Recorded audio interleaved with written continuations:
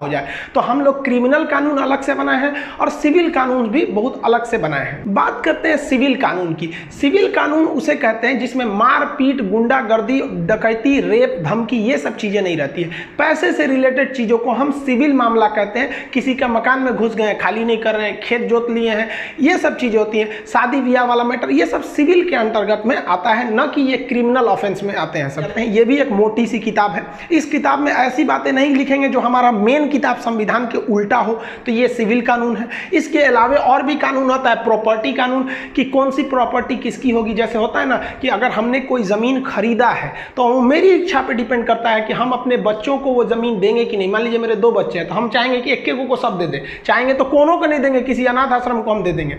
लेकिन अगर हमें कोई पेरेंटल प्रॉपर्टी मिली है, यानी जो प्रॉपर्टी हमको हमारे पिताजी या दादाजी से मिली है हमको प्रॉपर्टी, तो उसमें मेरे बच्चों का बराबर अधिकार हो जाएगा। तो इस तरह की जो नियम हो जाते हैं उसे हम लोग प्रॉपर्टी नियम में रखेंगे। ये भी एक अलग किताब है, लेकिन ये भी सिविल का मामला है, मारपीट का तो है नहीं। यहाँ पर लॉ ऑफ कॉन्ट्रैक्ट भी होता है। कॉन्ट्रैक्ट जैसे मान लीजिए साइन कर दिए कि हम आपके यहाँ हम 2 साल काम करेंगे, 1 के महीना में भाग रहे हैं, तो कॉन्ट्रैक्ट जिसे हम लोग एग्रीमेंट करते हैं, मकान मालिक हर जगह कॉन्ट्रैक्ट होते हैं। तो कॉन्ट्रैक्ट टूटेंगे तो मान लीजिए तोड़ दिया तो आप क्या सजा दीजिएगा। तो इस पर नियम है कि अगर मान लीजिए कि 1 लाख की कॉन्ट्रैक्ट तोड़े तो कितना फाइन लगेगा। तो वो इस कॉन्ट्रैक्ट में, ये भी एक किताब है। जिस तरह से हमारा संविधान एक किताब है, वैसे ये सारी किताबें हैं सब। लेकिन इन सारी किताबों को इस ध्यान से रखा गया है कि इसमें ऐसी बातें ना लिख दे जो हमारा मेन किताब संविधान है उसके उल्टा हो जाए। अब जो सबसे कंट्रोवर्शियल किताब दिखती है वो लॉर्ड कॉर्नवालिस के समय से ही चलती आ रही है। जब हम गुलाम थे तब Hindu personal law and Muslim personal law, जिसे Hindu code and Muslim code कहते हैं।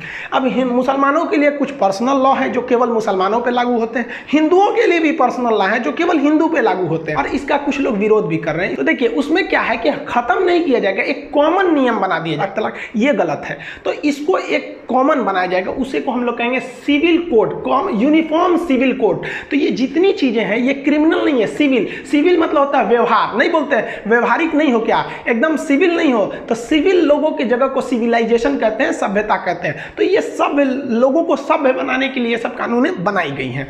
तो ये जो सिविल लॉ होते हैं सब, इन्हें हम दीवानी भी कहते हैं। अब सिविल लॉ जो है, मान लिया कि हमने इसमें से किसी एक ऐसे लॉ का हमने उल्लंघन कर दिया, कोई भी सिविल लॉ का इसमें से, या कॉन्ट्रैक्ट तोड़ दिए, या फिर हमने प्रॉपर्टी वाला या फिर हिंदू कोड तोड़ दिए सिविल लॉ का, तो हम पे मुकदमा होगा। जज हमारे घरे पकड़ के ले जाएगा, कितना दिन में सजा ले जाएगा, सबूत चाहिए, गवाह चाहिए। तो इसका एक लंबा प्रक्रिया चलती है। तो प्रक्रिया हम अपने मन से चला लेंगे, उसका भी एक लिखित कानून होनी चाहिए कि नहीं।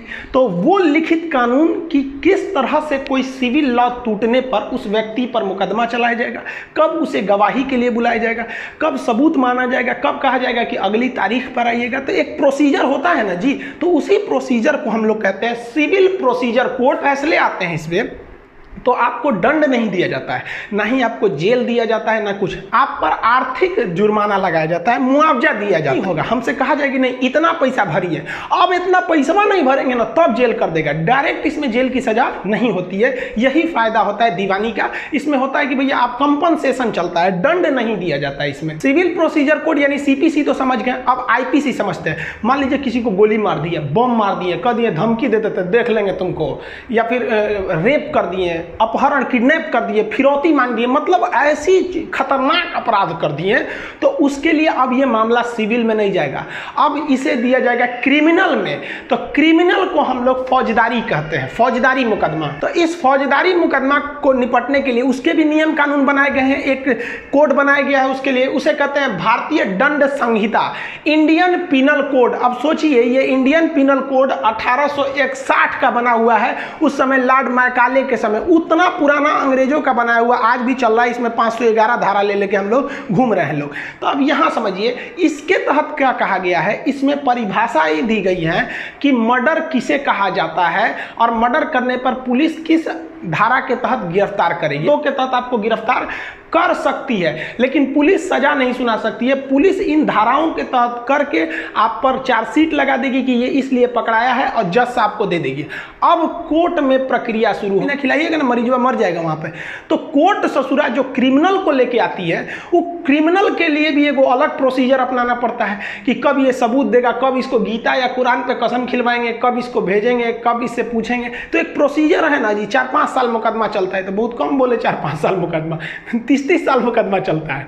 तो मुकदमा जो जैसे हम लोग ने सिविल मुकदमे के लिए सिविल प्रोसीजर कोड अपनाए थे, उसी तरह क्रिमिनल मामले के लिए क्रिमिनल प्रोसीजर कोड अपनाएंगे, जिसे हम लोग कहेंगे CRPC। मतलब प्रोसीजर सी से code, criminal procedure code CRPC होती है। इसमें भी अनुच्छेद नहीं प्रयोग किया जाएगा, इसमें भी धारा या सेक्शन किया जाएगा। संविधान में जो पॉइंट टू पॉइंट बातें लिखी गई हैं उसे अनुच्छेद या आर्टिकल कहते हैं, 395 है। इस संविधान के अधीन सारी किताबें आती हैं, सुप्रीम कोर्ट हो गया, पुलिस हो गया, कुछ भी हो गया, इसी संविधान के अंडर आएंगे। इससे बड़ा कोई नहीं है इस देश में, यही सबसे बड़ा है। अब इसमें जो है सिविल लॉ है, जो दीवानी मामले हैं, उसमें मुस्लिम लॉ है, हिंदू लॉ है, कॉन्ट्रैक्ट लॉ है, कई ठो हैं। इनको निपटारा के लिए आपके पास है सिविल प्रोसीजर कोड, दीवानी मुकदमे। इसमें पेपर तगड़ा है जीत जाएंगे, पेपर तगड़ा नहीं है तो हार जाएंगे। अब आता है क्रिमिनल वाला, कोई गड़बड़ सड़बड़ काम किए हैं तो पुलिस किस तरह से गिरफ्तार करेगी, तो IPC इंडियन पिनल कोड ताजीराते हिंद के तहत गिरफ्तार कर लेगी।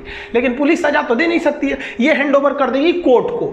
अब कोर्ट में एक प्रोसीजर चलेगा मुकदमा चलाने का, तो उसे कहेंगे क्रिमिनल प्रोसीजर कोड, CRPC कहेंगे। समझ आ गया कि नहीं आएगा?